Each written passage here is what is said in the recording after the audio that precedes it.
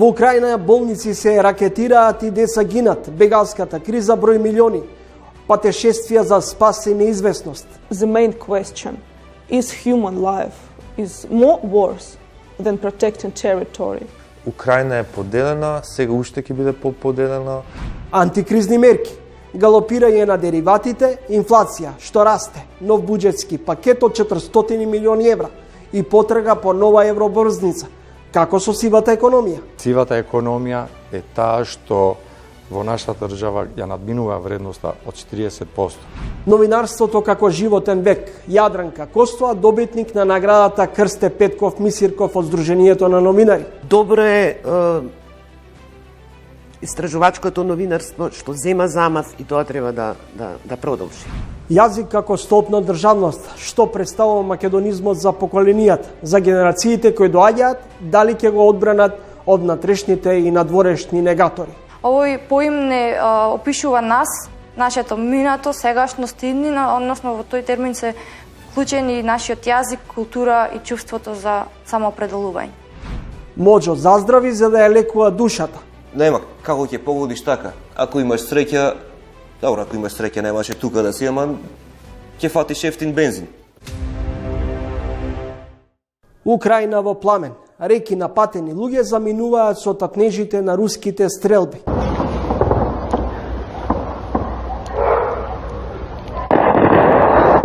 Ракетирани болници, гинат деца во срцето на Европа. Започнува и играта на нерви. Со Путин или без него. За руската нафта и газ или без нив. Над 15 милиарди евра помош од Запад за украинската борба. На линија Киев-Одеса, Харков се бранат принципи на една суверена држава и континенталната безбедност. Се исцртували линијата против новата светска рецесија. Дали новата буџетска интервенција ќе ги ублажи неповолните економски движења и во Северна Македонија. Колку ќе се задолжиме со новата еврообврзница? Сите бараат од централната власт. Никој не покажува скромност и штедливост. Трилинг, омнибус за Украина и за нас. Трауми и терапии. Од Одеса преку Варна до Скопје. Вака траело неколкудневното патешествие на Стефан Ангеловски, македонец, и Вероника Золотухина, русинка, која речиси 17 години живее во Украина. За нивното поточно патешествие, во ова издание на Трининг разговарам токму со нив. Експлозиите кои одекнале рано изутрина во Одеса, поточно во близина на Одеса, биле пресудни младиот пар да одлучи да бара решение за засолниште. А засолништето го бараат во Скопје, бидејќи Стефан има и свој дом тука. Добре дојдовте во емисијата. Стефан, што беше пресудно да се одлучите да ја напуштите, да го напуштите градот Одеса, кој речиси уште од стартот на конфликтот беше под руска, на некој начин, руска окупација? Ние се одлучивме прво да го бараме нашиот пат, со тоа што ние имавме веќе закажано авион на 13 март. Не сакавме да заземеме никаква грижа од било која држава, затоа што мислевме дека едноставно нема потреба да, ако имаме средства, да им го земеме местото на тие што имаат потреба. Но како што се стеснуваше, значи од 22 почињаа да ги затвараат сите авионски, да го затвараат просторот околу Одеса, сите авионски компании, така некако беше неодлучна ситуацијата и пробувавме да наоѓеме начин.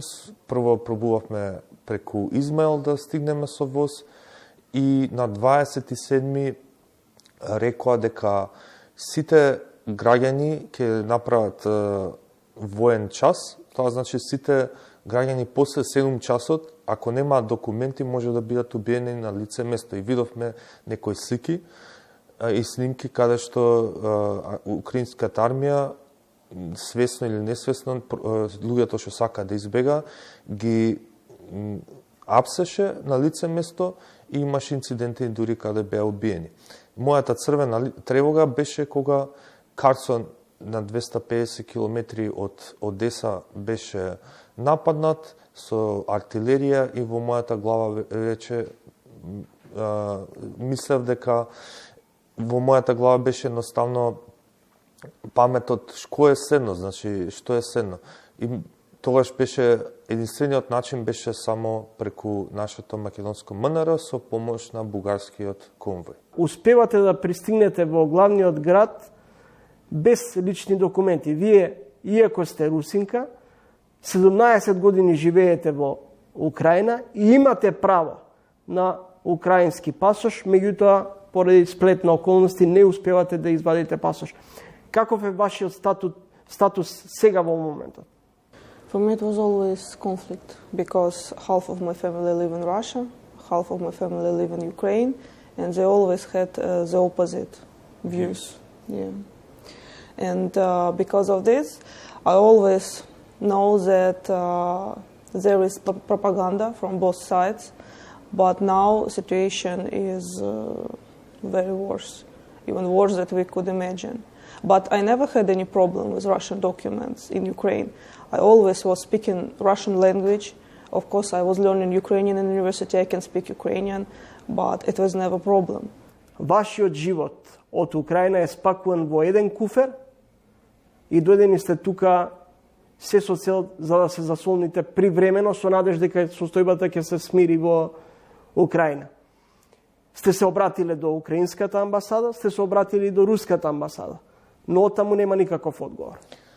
Вероника има проблем со брачен статус, документ кој русите викаат дека треба она да иде во Русија во овој момент, тоа е недозволиво од нивна страна. Мојот апел е да во случај некој бега и нема никакви документи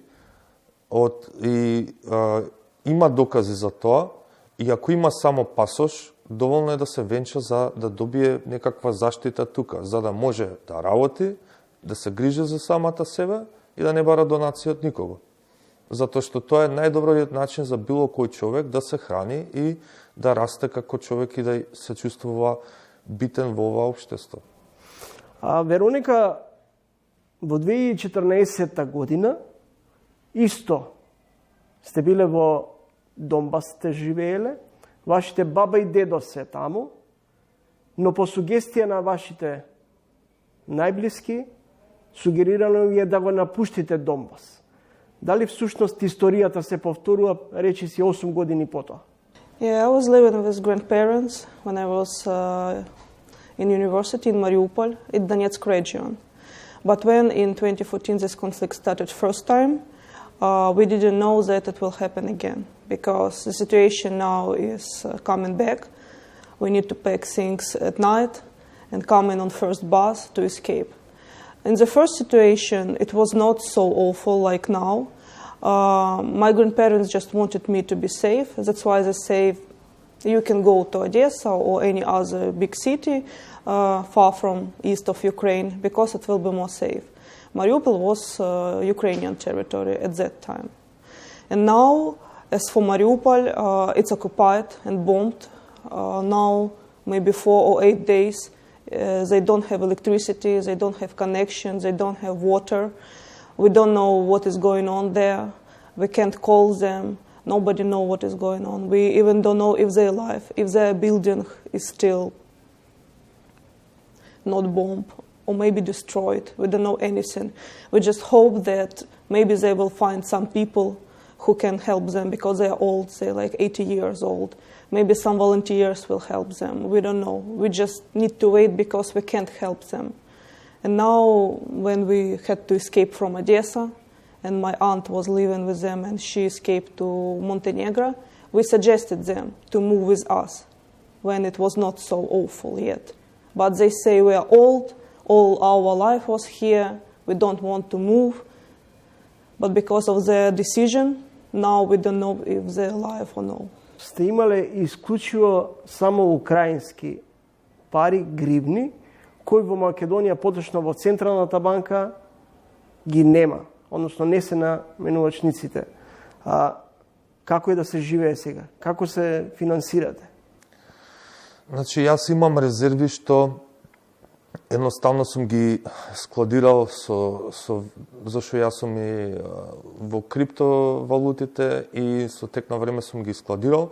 Проблемот е што тие одредени дел од тие валути се заклучени и не можам да ги имам. И не сакам да ги задржувам тие пари, затоа што јас верувам дека тие во иднина ќе растат и сакам барем основните работи што ги имам да се прехранам како сам. So when this panic in Odessa started, our bank was closed, and people start to go to ATM machine to take some cash because they didn't know if they can save their money. So I was thinking I could lost my money too. That's why I went to ATM machine and took this Ukrainian cash. And then one day later, we had to escape on this bus. And I said to Stefan, because I have Ukrainian money, and we live in Ukraine, so maybe we need to exchange it somehow. But when we went before bus around this area, we were surprised that everything was closed. No exchange points, a bank was closed, and I was saying, okay, we don't have time now. Maybe I could exchange later, maybe in your country, maybe on the border. But when we came here, suddenly it appeared that nobody accepts this money. It's Ukrainian money and nobody needed here. So, of course, my first action is contact my embassy, Russian and Ukrainian, because I have both documents from both countries. But for my surprising, and I was unpleasantly shocked, that no Ukrainian embassy, no Russian embassy was interested in helping somehow. They even didn't ask how I am, if I have place to stay, if I need any help, how I feel, maybe I need anything. No, they just say, we don't know what to do, try to find some bank, maybe they could exchange, that's all. And I was pretty disappointed. Вероника, дали вашата земја, Украина, може да се одбрани со патриотизам, или всушност Украина ќе биде колатералната штета во битката помеѓу истокот и западот? Ukrainian people are very stoic and very friendly. And when I was living in Ukraine, I never had any problem with Russian language or any Russian document or anything.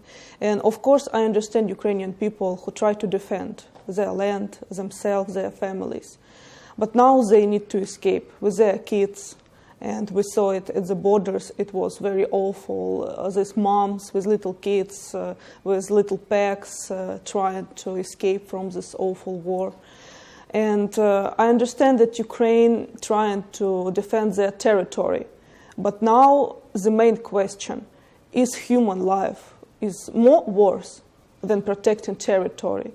Or maybe you need to solve this problem in the most fastest way, because people escaping, people dying, somebody still hiding in Kharkiv and Kyiv, and they almost destroyed. So maybe you need to stop protect your territory and to talk about how to save humans' life.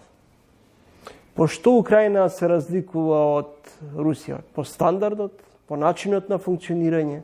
I decided to live in Ukraine after I finished my university degree because for the same amount of money and salary, you can allow yourself in Ukraine better service, better life conditions than in some Russian city.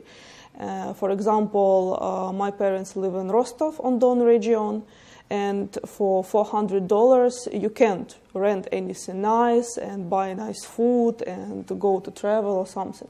For the same amount of money in Ukraine, I was renting a little apartment, I was buying some nice food, going to cinema, can buy some clothes and even travel around Ukraine. So it's about a better quality of service, a better life condition. Со руската инвазија се губите секаков контакт со вашите најблиски, со вашата баба и дедо, вашата мајка. Како во вакви околности се чувствувате?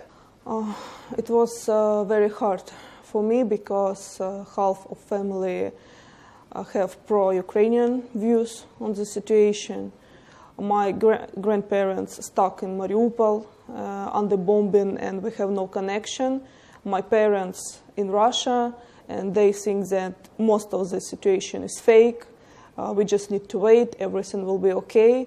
And members of my family now quarrel a lot. There is political scandals inside of family. And it's very hard for me because instead of having these quarrels, we need to concentrate on how to help our grandparents to get out of this city, because now we don't have any evacuation there, don't have any connection. And this conflict inside of my family hurt me a lot. Стефан, очигледно е дека овој руско-украински конфликт ќе трае, или во најмала река ќе потрае. Каде го гледате за вас лично како пар излезот? Сите афектирани, без разлика на националноста, што живееле во Украина легално до 24-25 февруари, може да добијат привремен престој во Европската Унија.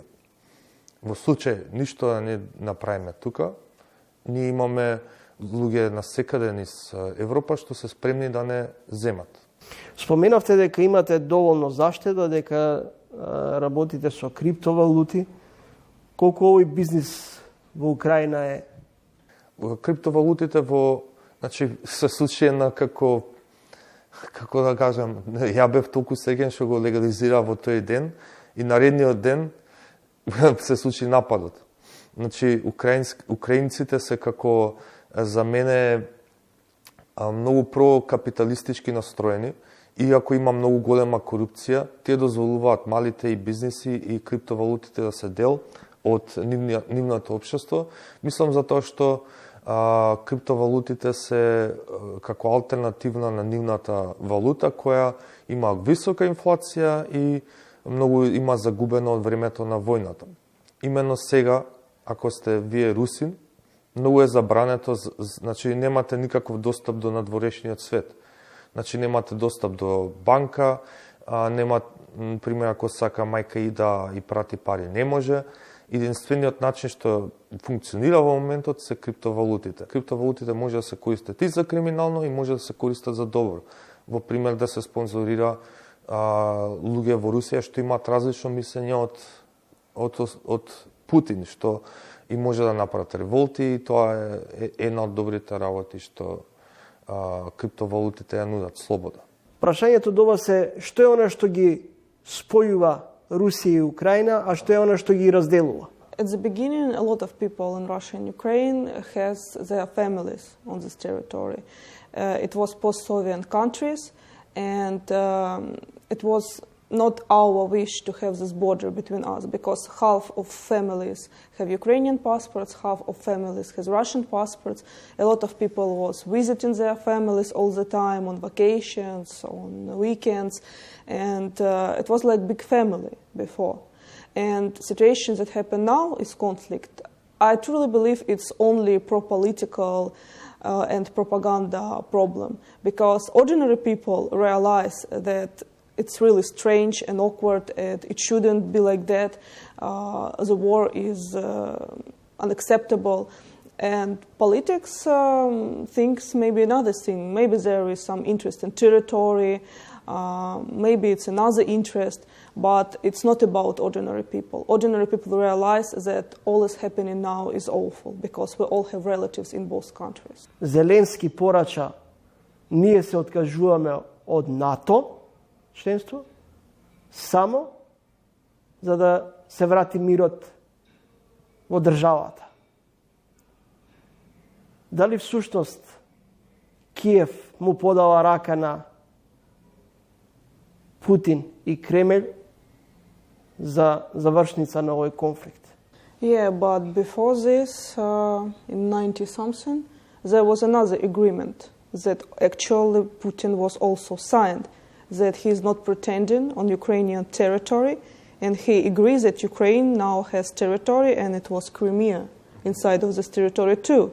So Putin was the first person who breaks the signed document. He breaks this territory and took them away. Поштовани гледачи, тоа беше Александар и Вероника, македонец и русинка која долги години живеат и работат заедно во Украина, Одеса. Војната во Украина и руската инвазија ги стресе столбовите на континенталните региони, но веројатно и економските предизвици допрва следуваат. Владата донесе серија на сет на мерки за ублажување на економските последици од оваа криза. Имавме здравствена, економска, енергетска криза, а се очигледно допрва ќе ги почувствуваме предизвиците и последиците од руско-украинскиот конфликт. Во ово издание на Тренинг, мој гостин е Неби Ходжа. Како ги оценувате сетот владини мерки кои се околу 25, намалување на ДДВ-то, акцизите, колку ова може да го ублажи стресот економски? Во ваква ситуација нашата влада потхитно веќе се мобилизира сите и нормално со консултација со бизнис секторот донесовме некои мерки кои што би биле хитни за спас на економијата. Во ваква ситуација нормално претходно имавме замрзнување на цените на неколку производи кои се базични за одржување на благосостојбата во нашата држава и одма после тоа следуваше другиот сет, значи замрзнување на маржите. Ова на еден начин го погоди бизнисот, поради тоа што веќе со поскапување на цените на енергенците и поскапување на нафтата, компаниите беа принудени да ги поскапуваат нивните цени. Поради тоа што ако пресметаме пред поскапувањето на енергијата, некаде електричната енергија во комплет во бруто обртот во една компанија, ако била претходно 0,7%, со поскапување на енергијата тоа порасна некаде 2,7%. Од друга страна, со поскапување на нафтата од 7 до 8% во бруто обртот на една компанија порасна на 11-12%. А нашата држава, знаеме дека трговската размена ни е претежно со Европската унија и тоа нормално дека ќе се рефлектира и во нашата економија. Кои гранки во овој момент се најпогодени?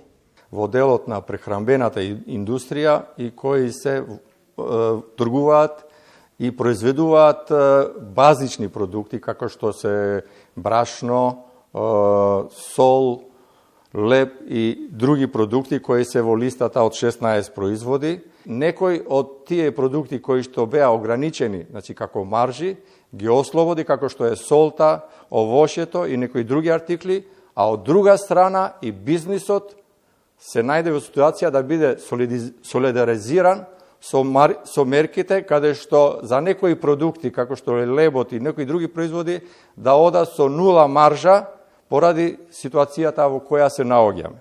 И затоа мислам дека мерките се многу битни и ќе го облажуваат економската криза, меѓутоа треба да се размислува што понатака во ситуација ако ние имаме ограничување на увоз на брашно и нафтени деривати. Мора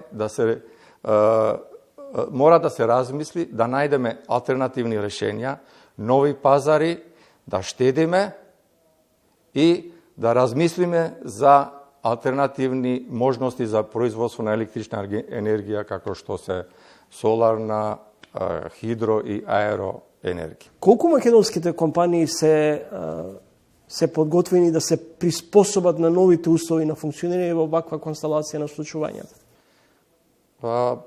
Ние во нашата историја како и држава и во минатото веќе на неколку наврати сме имале различни кризи и сме подготвени како бизниси да се прилагодиме на вакви ситуации, особено на изнаоѓање алтернативни решенија за обстанување на компаниите. Но без поддршка и консултации со владата, тоа е многу тешко. Затоа бараме секогаш во донесување на вакви мерки да бидеме консултирани заради тоа што ние сме тие што придонесуваме во растот на економијата и во благосостојбата со реалниот сектор. Дали не мислите можеби дека Македонија како држава задоцни со енергетската трансформација? Па ние работиме на тоа поле, веќе има многу проекти кои што веќе се во тек во однос на соларната енергија, пошто тоа е нешто што најбрзо може да се реализира. Исто така побаравме од владата и од Министерството за економија за постапките за добивање лиценца за соларна енергија да бидат скратени, за да можеме сите како компании да произведуваме електрична енергија барем за нашите потреби, ако не, зашто и да тоа да го продадеме на пазарот. И мислам дека во тој поглед има многу такви иницијативи, но не се доволни поради тоа што знаеме дека увозот на електрична енергија се уште е во голем однос на тоа колку ние произведуваме во нашата држава. Господине Ходжа, помалку владините мерки се и контрадикторни. Од една страна редуцирање на ДДВ и маржите, но тие се очигледно значаен инструмент за фискалната политика и полнење на буџетот. Па во ваква ситуација кога треба да размислиме за добивање на минимални трошици за обстанување на производството, е неопходно маржите и ДДВ-то на нафтените деривати да бидат намалени, поради тоа што е тоа основниот агрегат за производствените капацитети на нашите компании. А без производство ние не можеме да обстанеме како економија. Нарочито треба да размислиме во вакви ситуации за земјоделството, каде што гледаме во ваква ситуација која не можеме да увезуваме брашно и основни продукти земјоделски, ние мораме да размислиме сами да бидеме тие кои што ќе делуваме, ќе имаме долготраен интерес за инвестирање во тој сектор. Затоа мислам дека во вакви ситуации намалувањето на акцизите и ДДВ-то е неопходно за обстанување на производствените капацитети. Прибирањето даноци е основен извор за полнење на државната каса, но не ви се чини дека премногу или расте сивата економија во државата во меѓувреме, особено во северозападниот дел од државата? Не би се сложил на тоа, бидејќи ние како стопански комори сите сме со ист однос кон сивата економија, поради тоа што прибирање на средства за буџетот на државата е најважниот аспект, поради тоа што сивата економија е таа што во нашата држава ја надминува вредноста од 40%. Тоа е распространено низ целата држава, но нашата цел како комори е да придонесеме таа сива економија што повеќе да се намали, поради тоа што ние што работиме лојално, ја плаќаме цената и на тие што работат, да кажеме, на црно или тие што не го полнат буџетот на државата.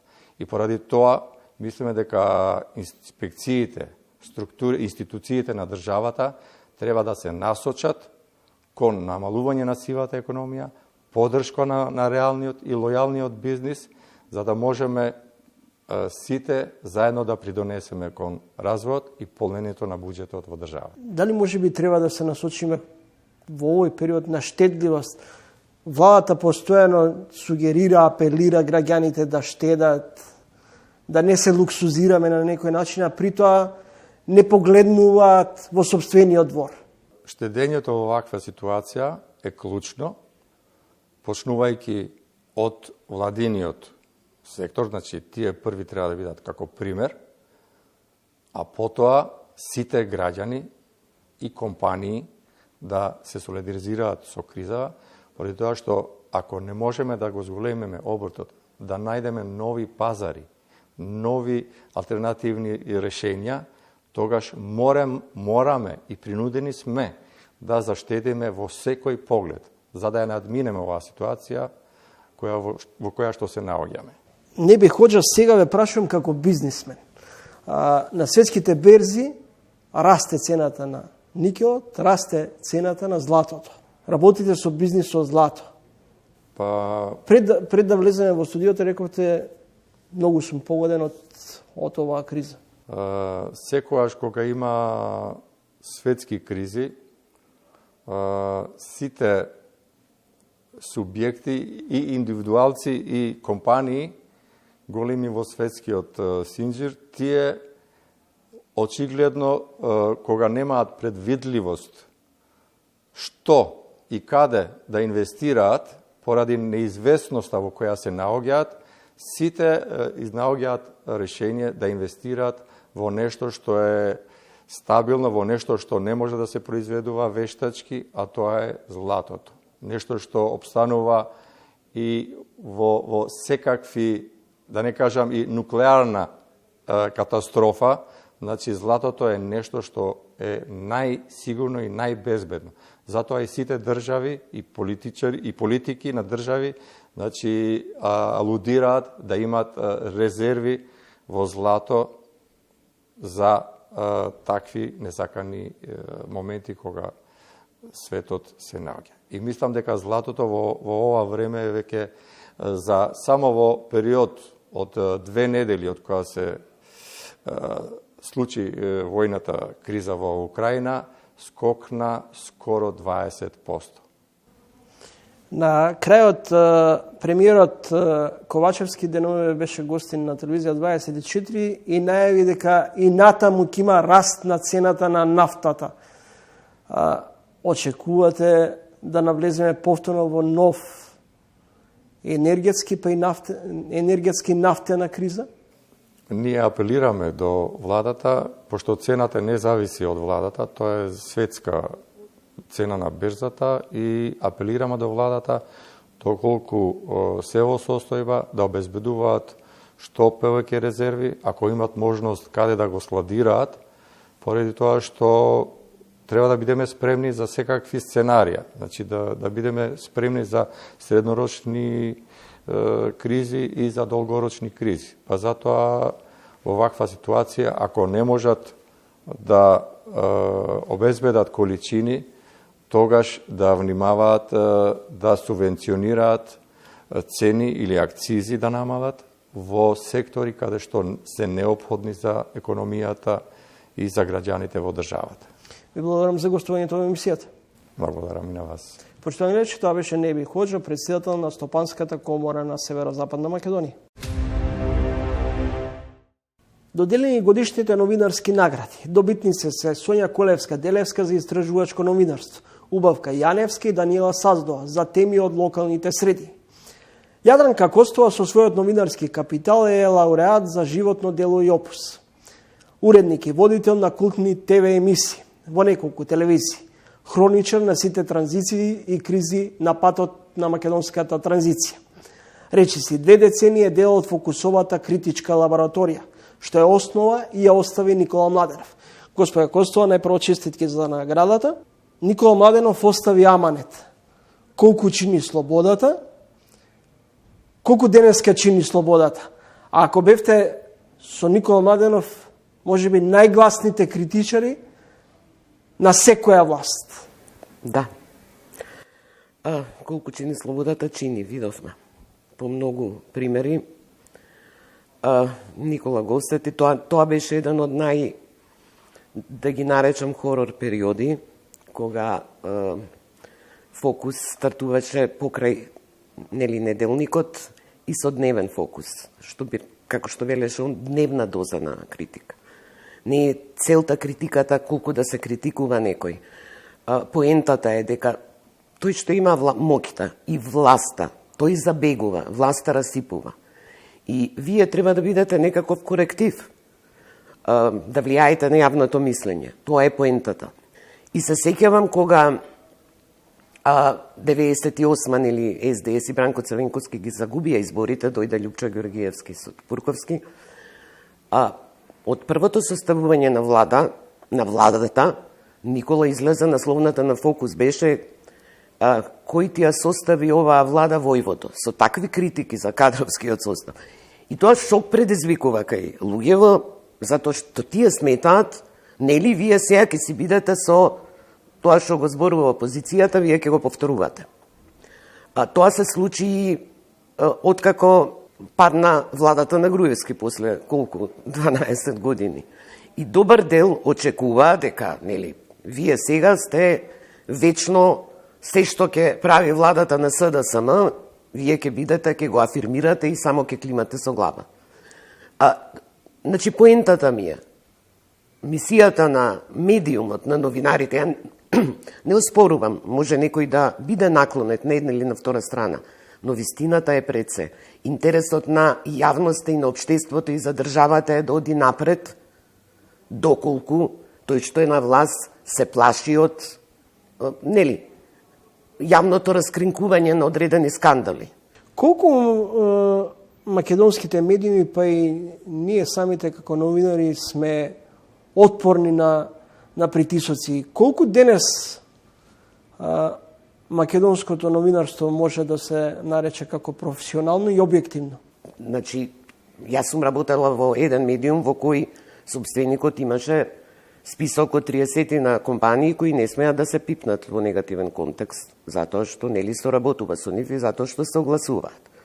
Беше жално што во одредени периоди, дури во медиуми кај што сум работела, ако е критички настроен кон владата, доволно беше премиерот да ги викне на еден ручек 10 на бизнисмени и нема да им забрани, но само ќе забележи, а вие се огласувате во тој и тој медиум, да речеме. И се случувало по 3-4 огласувачи наеднаш да прекинат. Ке ви шепнат што е, но што можете вие? Се менува дело тоа. Веќе имаме модерни менеджменти кои знаат што значи пиарот, но кај добар дел доминира тоа дека ако јас се огласувам или се рекламирам овде, тоа значи дека не сме ништо ни најмалку нели нешто сомнително да биде објавено без оглед дали таа компанија е влезена во некакви, да речеме, сделки со државата кои може да бидат сомнителни. И тоа функционира. Така да покрај тоа ги имаме нели тие политички притисоци. Не можам да речам дека некој од властите ми реагирал во било кој медиум. Уште еден новинарски бренд Терол Ризаов денуве ќе забележи ниту еден македонски медиум не смогна храброст и сила да испрати своја екипа да известува од кризните подрачја. Говорам за руско-украинскиот конфликт. Толку сме самодоволни на некој начин, само обкружени со, занимавајќи се со Мицковски, Заев, Ковачевски, Османи, Али Ахмети. Ама го ние погледни еве по телевизиите. Види, јас мислам подолго трае временската прогноза во минутажа од колку вестите од светот. Ние сме обседнати сами со себе. Ако го вратам филмот, зарем кога траеше војната во бившата Југославија, нели, Хрватска, Босна, бомбардирањето на НАТО на Србија или Косово, па не се сеќавам баш дека имаше некои екипи. Критички ги обсервирате сите настани, речиси сите настани и личности од времето на транзицијата, процесот на приватизација, конфликтот 2001 и серија други настани кои ги одбележа овие 3 децении самостојна. Дали македонските медиуми и новинари се заробеници на одредени олигархиски канџи? Па или олигархиски, или во одредени случаи блиско со одредени партии. Како кога одеа владините реклами во милиони и милиони евра владата на Груевски, се знаеше каде одат тие милионски суми. Фокус не добивал никогаш. Дури во една пригода правевме тема. Колешката Мири Јордановска реков да прашаме владава како се делат, нели, по кој критериум. Ние никогаш не сме имале од таа влада. Се чекаше по закон за слободен пристап на информации 30-тиот ден во кој добивме одговор дека е класифицирана информација. Ве молам, како, по кој критериум се делат, била класифицирана, значи, од безбедносен ранг. Пародично, се сеќавам кога доаѓа Дуња Мијатовиќ од ОПСЕ, не контактираат многу меѓународни невладини организации заради пресијата под која беше подложен Фокус. Кога ги го кажав ова, се насмеа и рече, ова и нашиот Додик не му текнал. Значи, ви се блокирани сите да добиете нормален одговор на нормално прашање. И така да, дел од тие медиуми, големиве национални телевизии, беа врзани на таков начин, затоа што собствениците на медиумите се бизнисмени, распослани во разни области. Медиуми има само една алатка, која служи во корист на бизнисот. Кога се затвори, она што се случи со А1 телевизија и Велија Рамковски, беше пред се порака и до другите собственици, а никој не бил толку чист, што може да ги снајде и до кај е спремна власта да оди. Така што, како што реков, едната страна е оној што има власта, како може да ве држи под контрола, второто се огласувачите и на крај читателите или гледачите. Колку сте релевантен, колку ви веруваат, некојаш можда и нема да биде некој толку гледан, ама е влијателен, да речам, му тежи зборот. Почитани гледачи, следите разговор со Јадранка Костова, овогодишен добитник на наградата за животно дело Крсте Петков Мисирков. Костова во последен период впечатокот ми е дека се повеќе заживува истражувачкото новинарство. Дел од нашите колеги храбро одлучуваат да ги соголат на некој начин одредени политички бизнис мокници. Дали тоа е трендот на кој треба сите сега да се насочуваме како медиуми и како новини? Да, тој тренд ме радува, точно, постои таа тенденција. Извонредни новинари се развиваат на тој план околу истражувачките техники и тоа треба да биде улогата на медиумот. Но, говорам, вие треба да имате институции кои на тоа ќе реагираат. Корупција, сомнителни тендери, криминали од луѓето од власта имат и во најразвиени европски држави. Што е разликата од недовршени демократи и развиени? Таму веднаш реагираат институциите. Кај нас треба да се случи дури да падне таа власт за да се покрене нешто. Дури мислам дека и кога за време на една власт некој од тие, во секоја влада имало некој министер од истата партија за кој се водела кривична постапка. Но обично тоа сум го толкувала, изгледа овој излегол од партиската шема, затоа што многу поголеми криминали може да откриете, а да има молка. Мислам дека сепак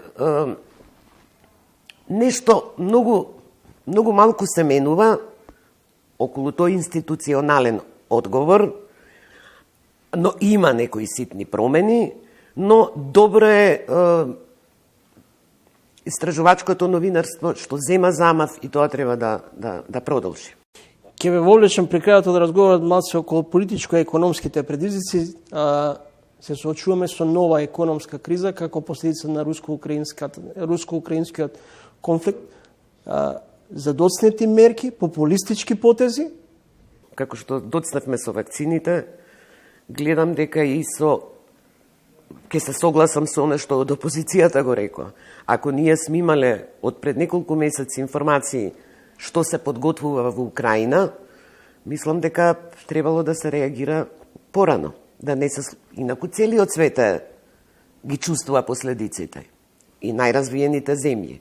Но погледнете кога од Европа ќе речат, ама ние не можеме да прекинеме со увоз, да речеме на рускиот газ, тоа би значило за нас, тоа се развиени држави, па гледате како тие внимаваат. Еве, ќе увезуваат и натаму руски газ.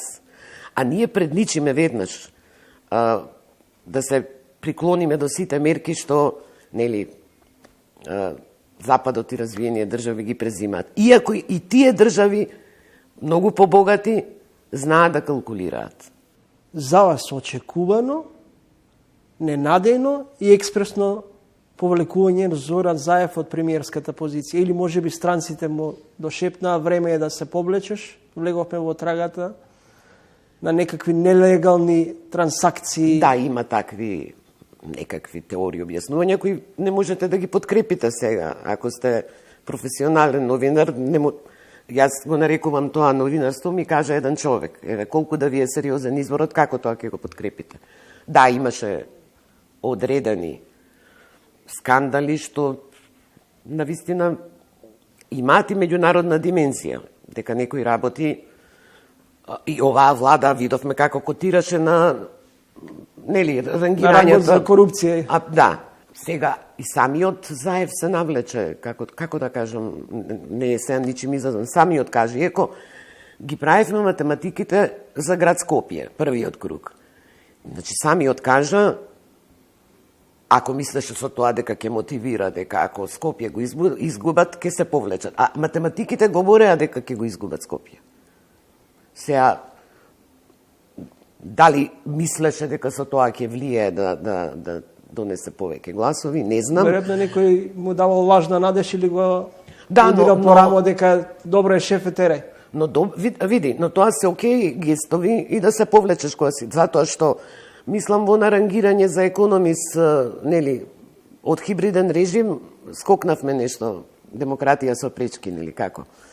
Таму токму потегот на Заев е оценет добро, тоа е демократски чекор. Една Тереза Меј си даде оставка од премиерската позиција после Брекзит. И незиниот став беше контра. Но не знам, ние немаме демократски традиции,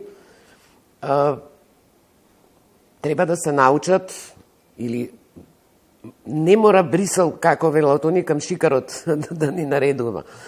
Денеска светот ви е на дланка, гледаме што се случува, едноставно да го фатиме тој правец, така што не гледам дека е тоа нешто драматично. Јадранка Костова, на крајот, каква порака би им дала на помладата генерација на новинари? Многу е битно. Оној што се занимава со новинарство, да ја има таа страст и жар. Сум работела во повеќе редакции и секогаш ги детектирав оние кои ќе открија нешто, така се радува, тоа е, не знам каква награда да добиле, дека нешто документирале. И оние кои тоа го работа, колку нели да имаш плата, да живееш од нешто. И точно ги имав детектирано грото за минаа тие што не им беше новинарството во крвта, како да кажам. Се сеќавам дека Никола Солдатов на вам и на таа генерација новинари ви оставил аманет. Апсолутно. Еднаш новинар, секогаш новинар. Не знам, често пати го спомнувам, многу ми значеше, он ни беше менторот во МТВ, Никола Солдатов ни беше не само ментор, критичар, пријател, како втор татко сме го доживувале. Многу работи, многу негови совети до ден денес ми останаа. Едно од тие такви негови мисли беше баш, нели, новинарството ти дозволува индивидуално да покажеш, нели, кој си, шо си, кој ти е квалитетот. Кога ќе станеш уредник, си веќе пола бирократ. А главен уредник, ти си бирократ. И ете тоа е. Благодарам за гостувањето во емисијата. Благодарам го за поканата. Тоа беше Јадранка Костова, главен уредник на неделникот Фокус и овогодишен добитник на наградата за животно дело од страна на Сдруженијето на новинари на Македонија. Во услови кога македонскиот јазик е однадвор, но и однатре, негиран и оспоруван. Во ово издание на Тренинг, мој соговорник е Христина Ангелеска, најдобриот студент на Филолошкиот факултет со просек 9,94. Ангелеска, на стартот, кога читав едно ваше интервју, во него можев да увидам ентузијазам, храброст, но инспирација Но она што остава впечаток, што помалку има и негативен тренд, е намалениот интерес кај младите за студирање на македонски јазик. Зошто е тоа така? Добро вечер, ви благодарам за убавите зборови. Зошто младите не се запишуваат на катедрата за македонски јазик или на катедрата за македонска книжевност? Одговорот веројатно треба да се побара кај средношколците. А зошто понатаму мал број се запишуваат и понатаму и дипломираните мал број продолжуваат да се занимаваат научно со македонскиот јазик? Мислам дека демотивацијата е во тоа што нема нови вработувања во научните институции или се многу ретки, нема финансиска поддршка, нема стипендии за постдипломски студии, нема финансирани проекти и така натаму. Како се најдовте во Хрватска и во Германија и кои искуства од таму ги донесовте? Во Загреб, во Хрватска, отидов во 4-тиот семестар од факултетот преку Erasmus Plus програмата за размена на студенти и таму студирав македонска книжевност, бидејќи во Скопје студирав македонски јазик како насока 1 и македонска книжевност како насока 2. Втората насока ми отвори повеќе можности за студирање во странство. А во Олденбург се уште не сум била, меѓутоа соработувам со тамошниот универзитет, вклучена сум во проект кој што се занимава со проучување, транскрипција, редакција на македонските дијалекти во Албанија. И можам да кажам дека во двете нешта влегов ентузијастички, а се покажа на вистина како животни патокази. Што според вас или што за вас значи терминот македонизам? Политички или теоретски поим? Терминот македонизам историски кога се или подгревање на националното чувство? Да, во историјата кога се градело чувството за национален идентитет, мислам дека рака под рака оделе и чувството за јазичното чувство, чувството за идентитет, за градење или осамостојување на една држава. И во историјата терминот повеќе се поврзува, повеќе политички всушност отколку јазичен. Сега повеќе јазичен термин, повеќе се однесува на македонистиката како наука за македонскиот јазик. Според мене овој термин е поширок термин, не може да се поврзе само со македонистиката, односно овој поим не опишува нас, нашето минато, сегашност и иднина, односно во тој термин се вклучени нашиот јазик, култура и чувството за самоопределување. Како ќе го афирмираме и промовираме македонскиот јазик во услови кога е драстично намален интересот за студирање на македонски јазик на филолошкиот факултет? Јас би рекла дека ова што во последниве години се случува е стивнување на некој начин. Мислам дека во иднина ќе се врати интересот кај младите за студирање на македонски јазик. Не може катедрата нели да изумре, а го промовираме и преку странски универзитети, преку нашите универзитети. Го промовираме македонскиот јазик, меѓутоа жални се податоците дека ние се помалце имаме можности за промоција надвор на македонскиот јазик. Но прашањето ми е како вие ги доживувате периодичните обиди за негирање на македонскиот јазик? Искрено сметам дека негација на еден јазик во 21. век, јазик кој што е автентичен и автохтон, е смешно. Македонскиот јазик, прашањето за македонскиот јазик е одамна затворено и научници од светски ранг беа тие кои што ја поставија и ја докажаа теоријата дека старословенскиот јазик потекнува од македонските дијалекти, односно од селата Сухо, Висока и Зарова во Егејска Македонија. И всушност првиот писмен јазик на словените од југ се ширел нагоре. Светите браќа Кирил и Методи го создале писмото и јазикот бил од македонските дијалекти. Кога сме кај македонскиот јазик, гледате допирни точки помеѓу нашиот, поточно македонскиот и бугарскиот јазик? Се разбира, допирни точки има помеѓу сите словенски јазици. Со фактот дека македонскиот и бугарскиот јазик се најјужни јазици и двата припаѓаат во јужнословенската група на јазици, Нормално дека има допирни точки, како што има допирни точки меѓу рускиот и украинскиот и српскиот и хрватскиот, така има допирни точки меѓу македонскиот и бугарскиот. Тие се генетски сродни јазици. Зошто кај младите се повеќе се користи кокни јазикот, а не литературниот македонски јазик? Затоа што се помалку се чита македонска литература, а се повеќе читаме интернет вести, интернет литература. Не ви се чини дека многу повеќе уште од мали ги учиме младите или најмладите на странски јазик, отколку на нивниот мајчин јазик? Да, тоа го гледаме и сме сведоци на таква идеологија во моментов. А ако од мали нозе не се заучиме да си го сакаме мајчиниот јазик, тогаш не знам. Според мене тоа треба да се негува и да се култивира уште од најмали нозе. Прво својот јазик, а понатаму цел свет братски. Христина Ангелеска, најдобриот студент на филолошкиот факултет со просек 9,94, потекнувате од градот Прилеп, од градот на Блаже Коневски. Блаже Коневски, кога би бил жив, ке рече и прилепскиот е дел од литературниот македонски јазик.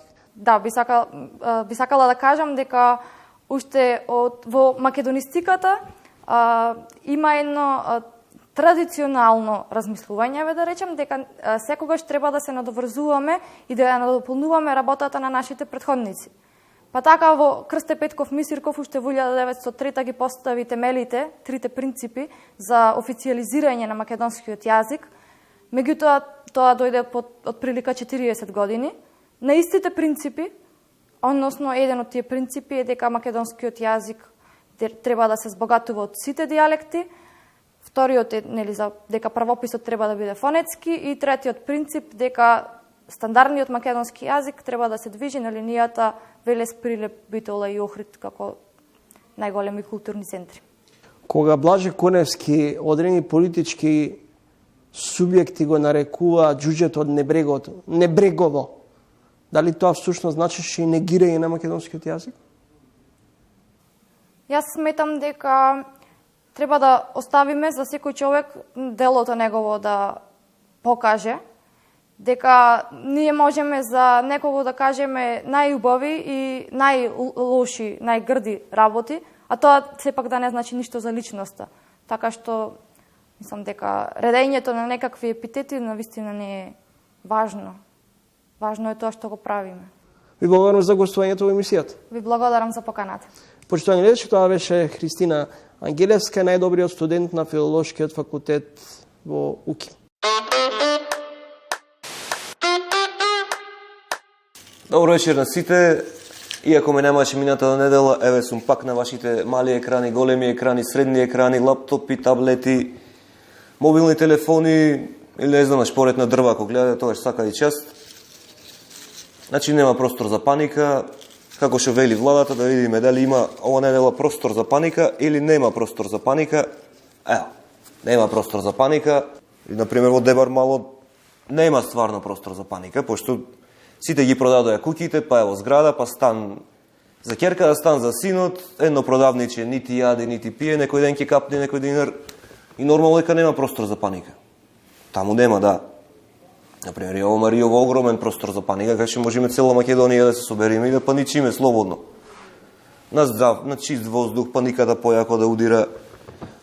А од владата убедуваа дека нема простор за паника, сепак испадна дека има простор за паника, откако стигна бензинот и дизелот на највисоки историски нивоа, 90 и нешто денари, пошто владата излезе со пакет мерки.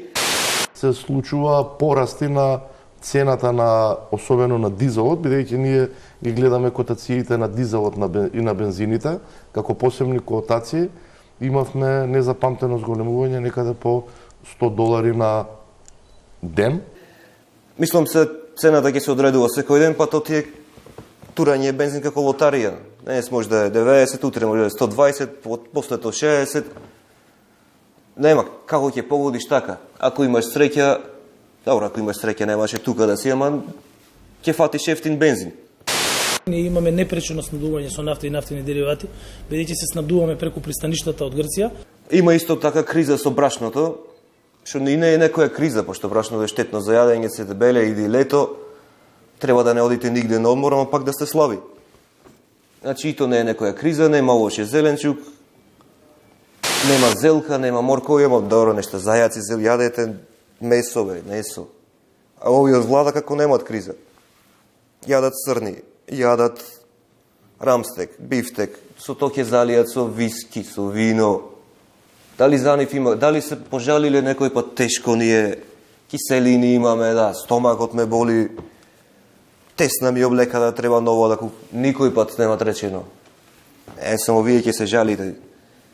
Мислам, ево има работа на кој му се работи, ево гледаш, деца 18 години, синот на Заев отвора компанија за струја. Па Никола Тесла на 18 години не знаеше за струја, Малиов растура. Свака, мислам, интелигентни деца. Да се вратиме на тешката геополитичка состојба во Украина, например, ево во Запорожје, гореше нуклеарка. Едните велат дека ја запалиле русите, другите велат дека ја запалиле украинците, а во основа кој да ја запалил, мислам да запалиш нуклеарка треба да си прилично глуп, затоа што и да си русин, да си украинец, ќе настрадате и вие, а бога ми и ние ќе настрадаме, не сме и ние. Зато народот за да не настрада купува огромни количини калиум јодид, што треба да заштити од радиација. Мислам, ко некој живот да имате, цело време се жалите, нема пари, нема ова капо сметки, струја едно друго, а ваму калиум јодид. Нема нешто се коси во психата ваша. И, например, замисли во бункер нуклеарен, преживуваш нуклеарна калиум јодид, после 3 години живот ти тропа некој, и ти идат овој од СДС или од ВМРО, здраво, дали би гласале за нашиот мутант да биде главен на... За то се спасвате. Свака част на волјата за живот, ама да не претерваме. За Украина нема нешто што се каже, уште гинат цивили, уште состојбата лоша и нема начин на подобрување, за жал. Како што изгледа ќе потрае таа криза и затоа единствено, иако се нашите сите пораки за мир небитни и не стига до нигде, нема да има никаква промена на исходот, ќе има промена за сите нас, за да посакаме мир, да пред себе да можеме да сме чисти, па така нека завладее мир во светот,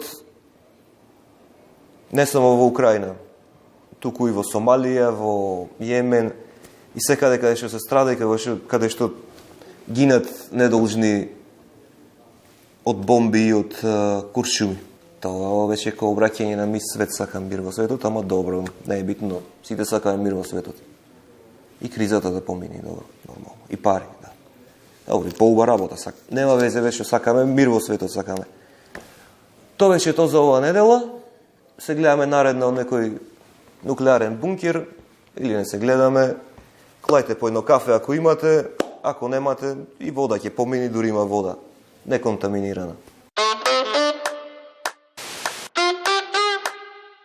Ова беше изборот на вечерашните соговорници и теми за ова издание на емисијата Трилинг. Гледајте на идниот петок во исто време, 20 часот и 45 минути. Инаку Трилинг се реемитува и на регионалните телевизии низ држава. Довидување.